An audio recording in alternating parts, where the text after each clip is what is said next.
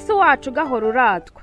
Reka nkurate kuko ubikwiye, kandi nkuratira abatakuzi, abatarakumenya bakumve kuko uri indatwa ibihe byose.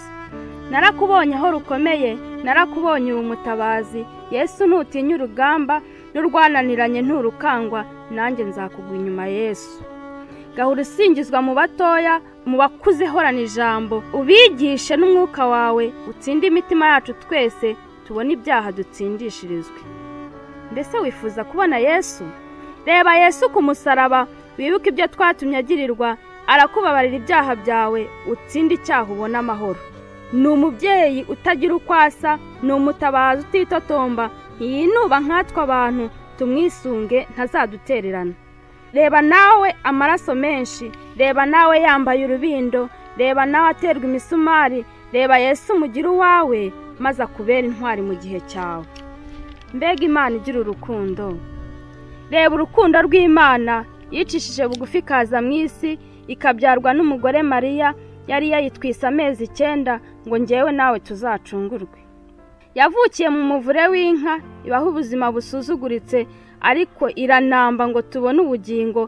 Iki nicyo gihe cyo kuyisanga, ngaho tebuka udakererwa. Nguriya Yesu ateze ibiganza, arambuye amaboko agira ati, mwese abarushye n'abaremerewe, nimuze munsange ndabaruhura, mwemere kuba abagaragu banjye munyigireho. Kunda Yesu yaragukunze. Kunda Yesu yaragukunze, yemeye kuba ruvumwa ku bwacu, yemeye kwitwa mwene Yosefu umubaji, yemeye kwitanga ku musaraba. Kunda Yesu yaragukunze. Igihe kimwe negereye Yesu, ndamubwira nti ibyaha nakoze nibingahe, ibicumuro nakoze nibingahe. Ntungurwa n'agahinda ko kubona ibyaha byanjye. Ndamutakampira nti ndapfuye, kuko ibihembo by'ibyaha ari urupfu. Ndamwegera mubaza ibindi byaha, abinyeretse mburaho nkwirwa, ntinyihera imbabazi zawe.